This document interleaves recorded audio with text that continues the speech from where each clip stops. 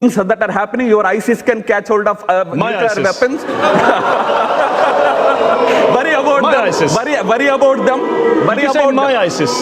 Your ISIS in the sense, ISIS can catch hold of nuclear weapons. Worry about them. The terrorists in the Middle East, terrorists in Pakistan can catch hold of nuclear weapons. We try and sort out the issues. Responsible nations that have fought several wars, that have nuclear weapons in defiance of the international community, and you can't even tell me tonight what your proposal for peace is apart from talking about ISIS. We have to talk so yeah, the world is worried. How else can we? Okay, let's look at the recent controversy over beef. Big controversy the world's been watching. Beef is, of course, something many religious Hindus don't eat, don't want others to eat because the cow is a sacred animal for them. There have been 3 incidents of Indian Muslims being murdered, lynched by far-right Hindu mobs for allegedly possessing beef or being involved in the, quote, beef market. BJP MP Tarun Vijay said lynching a person merely on suspicion is absolutely wrong because apparently if you have evidence then you can lynch them. Sangeet Som, BJP lawmaker, he dismissed...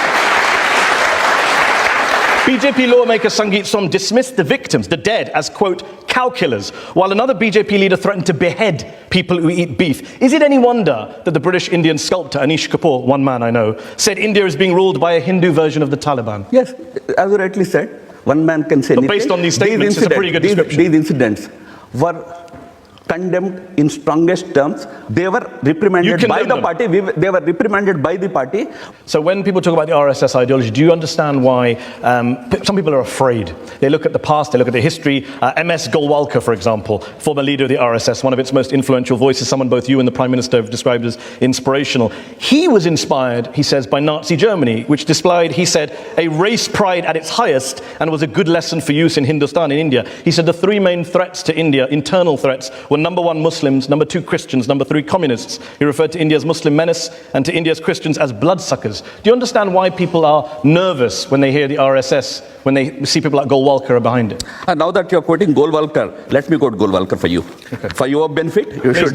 Because many times you misquote him. Okay. Did I misquote him just now? Yeah. Absolutely, absolutely. He never said. For the simple reason, bloodsuckers, etc., was not used by him. Those words were never used by Guruji Golwalkar. I challenge you. He didn't say, what have the Christians done in practice? Wherever they have gone, they have proved not to be blood givers, but blood suckers. No, he didn't say that. He didn't say that. He doesn't say in a bunch of thoughts, you must, 3rd edition, 1966, available on the RSS website to download and read. No, he didn't use the word bloodsuckers at all. You are misquoting. He didn't use the bloodsuckers at all. What did he say? He didn't say the 3 main internal threats are Muslims, Christians, communists. They are challenges. We have the 3 challenges in our country. 3 challenges. One is Christianity. Okay. Oh yeah, this is the show of challenges. I'm asking you a question.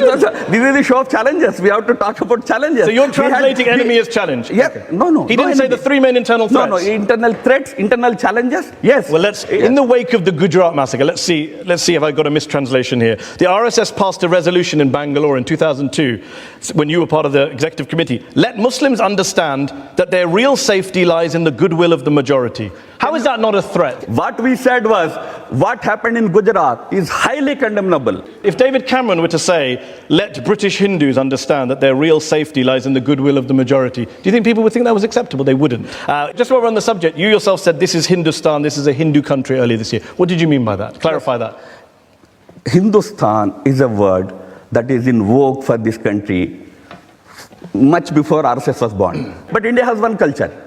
We are one culture, one people, one nation. But the Muslims, the Christians, the Sikhs, the millions of people who are not Hindu might say, I'm Indian, but I'm not Hindu. So where do I fit in here? Because, Hindu term is used differently in different... You mean cultural? Are you saying what you define as Hindu? It's not Hindu used culture. In the religious connotation. So here's my question. Where does a definition of Indianness that is on Hindu culture, where does that leave Muslim contributions? For example, the Taj Mahal. What would you do with that? Would you flatten it? Would you paint it orange? How do you make it Hindu? Very much part of it.